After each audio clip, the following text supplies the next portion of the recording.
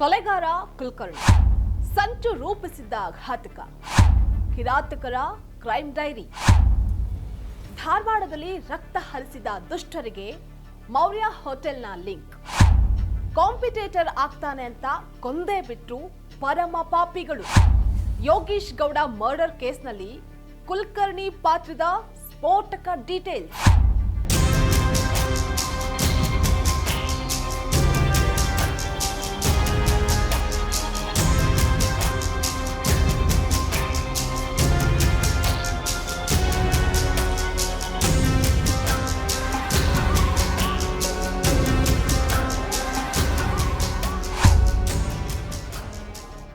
Ladies and gentleman, ಶಾಸಕ ವಿನಯ್ ಕುಲಕರ್ಣಿ ಕೊಲೆಗಾರ ಅನ್ನುವಂಥದ್ದು ಪ್ರೂವ್ ಆಗಿದೆ. ವಿದ್ಯಾಕಾಶಿ ಧಾರವಾಡದ ಶಾಸಕ ಕೊಲೆಗಾರ ಅನ್ನುವಂತಹ ಹಣೆ ಪಟ್ಟಿಯನ್ನ ಕಟ್ಕೊಂಡು ಇದೀಗ ಜೈಲು ಪಾಲಾಗಿದ್ದಾರೆ.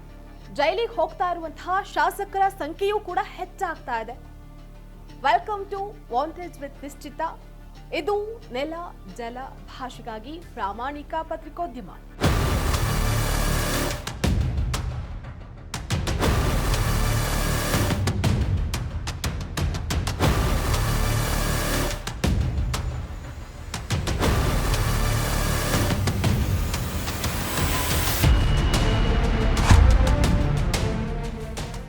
ಯೋಗೀಶ್ ಗೌಡ ಕೊಲೆ ಕೇಸ್ನಲ್ಲಿ ಶಾಸಕ ವಿನಯ್ ಕುಲಕರ್ಣಿ ಸಾಮ್ರಾಜ್ಯಕ್ಕೆ ಆಘಾತವಾಗಿದೆ. ಅಧಿಕಾರದ ಮದ, ಪ್ರಭಾವದ ಹಪಾಹಪಿ ಮತ್ತು ಕಾನೂನಿನ ಕಣ್ಣಿಗೆ ಮಣ್ಣೆರಚುವಂತಹ ತಂತ್ರಗಾರಿಕೆಗಳು ಯಾವಾಗಲೂ ಸಹ ಗೆಲ್ಲೋದೇ ಇಲ್ಲ ಅನ್ನುವಂತಹದಕ್ಕೆ ಧಾರವಾಡದ ಯೋಗೀಶ್ ಗೌಡ ಹತ್ಯೆ ಪ್ರಕರಣದ ಈ ತೀರ್ಪೇ ಸಾಕ್ಷಿ. ಬರೋಬ್ಬರಿ 10 ವರ್ಷಗಳ ಸುದೀರ್ಘ ಕಾನೂನು ಹೋರಾಟದ ನಂತರ ಏಪ್ರಿಲ್ 15 ಅಂದ್ರೆ ನಿನ್ನೆ ಬೆಂಗಳೂರಿನ ಜನಪ್ರತಿನಿಧಿಗಳ ವಿಶೇಷ ನ್ಯಾಯಾಲಯ ತೀರ್ಪನ್ನ ನೀಡಿದೆ. ಇದು ಕರ್ನಾಟಕದ ರಾಜಕೀಯ ವಲಯದಲ್ಲಿ ಭೂಕಂಪನವನ್ನೇ ಸೃಷ್ಟಿಸಿದೆ.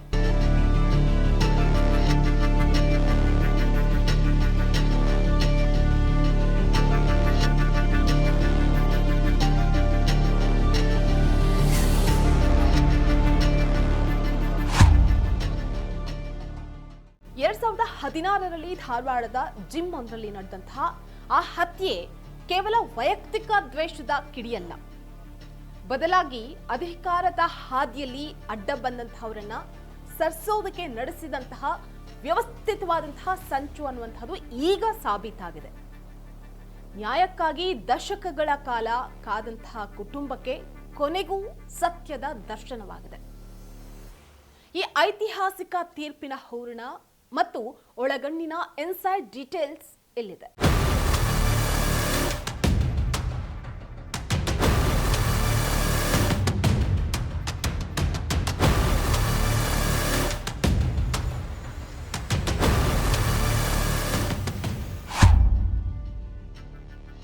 ಸಾಮಾನ್ಯವಾಗಿ ಪ್ರಭಾವಿ ರಾಜಕಾರಣಿಗಳು ಭಾಗಿಯಾಗಿರುವಂತಹ ಪ್ರಕರಣದಲ್ಲಿ ಸಾಕ್ಷಿಗಳು ಸಾಯುತ್ತವೆ ಅಥವಾ ಬದಲಾಗ್ತಾ ಹೋಗುತ್ತೆ. ಆದರೆ ಈ ಪ್ರಕರಣದಲ್ಲಿ ಒಟ್ಟು 21 ಜನ ಆರೋಪಿಗಳ ಪೈಕಿ 19 ಮಂದಿಯನ್ನ ನ್ಯಾಯಾಲಯ ದೋಷಿಗಳು ಅಂತ ಹೇಳಿ ಘೋಷಣೆ ಮಾಡಿರೋದು ಅತ್ಯಂತ ಅಪರೂಪದ ಸಂಗತಿ. ದೋಷಿಗಳ ಪಟ್ಟಿಯಲ್ಲಿ ಶಾಸಕ ವಿನಯ್ ಕುಲಕರ್ಣಿ A15 ಮಾತ್ರವಲ್ಲದೆ ವಿಕ್ರಮ್ A2 ಆರೋಪಿ, ಕೀರ್ತಿ Kumar A3 ಆರೋಪಿಯಾದ್ರೆ Sandeep A4, Vinayak A5 ಆರೋಪಿ, Mahabaleshwar A6, Santosh A7, Dinesh A8, Ashwath A9, Sunil A10 ಆದ್ರೆ ನಜೀರ್ ಅಹಮದ್ A11 ಆರೋಪಿ ಆಗಿದ್ದಾರೆ. Shahnawaz A12, Nutan A13, Harshit A14 ಸೇರಿದಂತೆ ದೊಡ್ಡ ಪಡೆಯೇ ಇದೆ. ಇಷ್ಟು ವ್ಯಾಪಕ ಪ್ರಮಾಣದ ದೋಷಾರೋಪಣೆ ದೃಢಪಟ್ಟಿರೋದು ಈ ಕೊಲೆಯ ಹಿಂದಿದ್ದ ಸಾಂಸ್ಥಿಕ ಸಂಚನ್ನ ಎತ್ತಿ ತೋರಿಸುತ್ತೆ.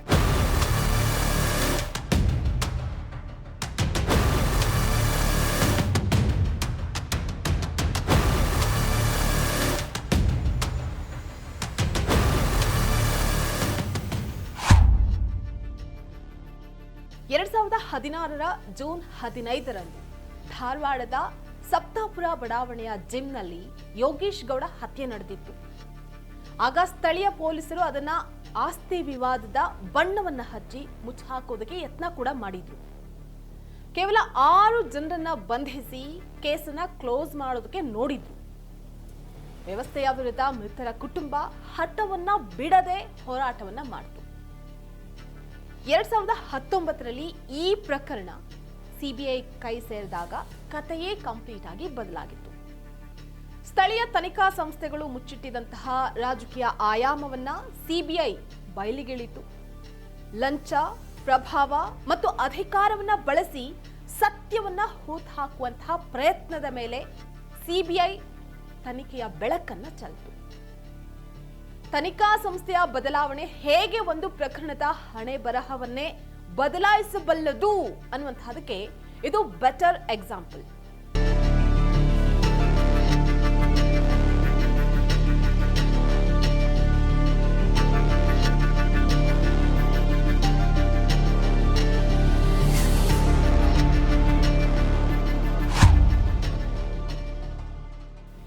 ಈ ಪ್ರಕರಣದ ಕೇಂದ್ರ ಬಿಂದು ಶಾಸಕ ವಿನಯ್ ಕುಲಕರ್ಣಿ 2020ರಲ್ಲಿ ಸಿಬಿಐನಿಂದ ಬಂಧಿಸಲ್ಪಟ್ಟು ನಂತರ ಸುಪ್ರೀಂ ಕೋರ್ಟ್ನಿಂದ ಜಾಮೀನನ್ನ ಪಡೆದುಕೊಂಡು ರಾಜಕೀಯದಲ್ಲಿ ಮತ್ತೆ ಸಕ್ರಿಯರಾದರು.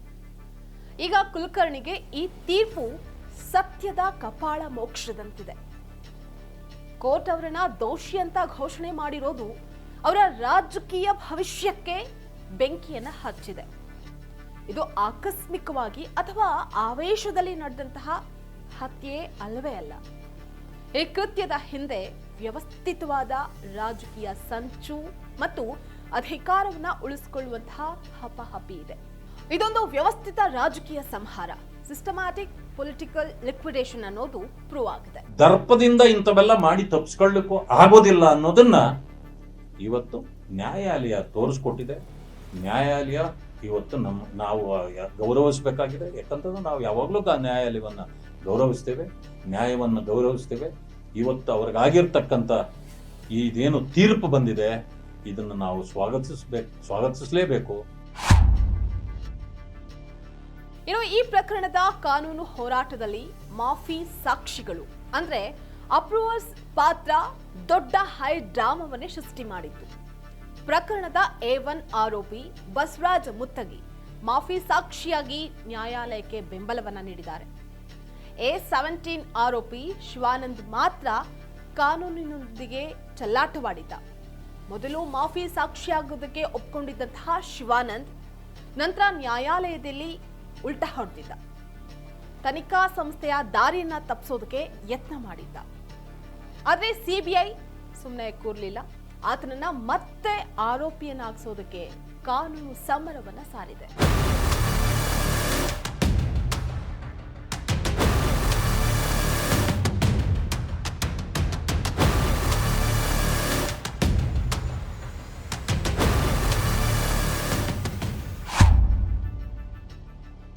ನ್ಯಾಯಾಲಯದ ನಿಖರತೆಗೆ ಪುರಾವೆಯಾಗಿ ಇಬ್ಬರು ಆರೋಪಿಗಳು ಬಿಡುಗಡೆಗೊಂಡಿದ್ದಾರೆ. A20 ವಾಸುದೇವ್ ನೀಲಕೇಣಿ, A21 ಆರೋಪಿ ಸೋಮಶೇಖರ್ ಅವರನ್ನ ಸಾಕ್ಷ್ಯಾಧಾರಗಳ ಕೊರತೆಯಿಂದಾಗಿ ಖುಲಾಸೆಗೊಳಿಸಲಾಗಿದೆ. ಇದು ನ್ಯಾಯಾಲಯವು ಭಾವನಾತ್ಮಕವಾಗಿ ನಿರ್ಧಾರವನ್ನ ತೆಗೆದುಕೊಳ್ಳದೆ ಕೇವಲ ಕಠಿಣ ಸಾಕ್ಷ್ಯಾಧಾರಗಳ ಮೇಲೆ ತೀರ್ಪನ್ನ ನೀಡಿದೆ ಅನ್ನುವಂತಹದ್ದು ಪುಷ್ಟೀಕರಿಸುತ್ತೆ.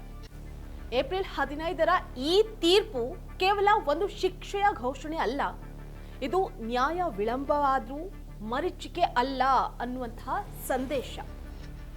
ಅಧಿಕಾರದ ಬೆಂಬಲ ಇದ್ರೆ ಏನನ್ನೂ ಮಾಡಬಹುದು ಅಂತ ಭಾವಿಸುವಂತಹ ರಾಜಕೀಯ ಮುಖಂಡರಿಗೆ ಈ ತೀರ್ಪು ಒಂದು ಪಾಠ ಆಗಬೇಕಾಗಿದೆ. 10 ವರ್ಷಗಳ ಕಾಲ ಸತ್ಯವನ್ನ ಹೂತ್ ಹಾಕೋದಕ್ಕೆ ಯತ್ನಿಸಿದ್ರು ಕಾಲಚಕ್ರ ಉರುಳಿದಂತೆ ಸತ್ಯವೇ ವಿಜಯಿಯಾಗಿದೆ.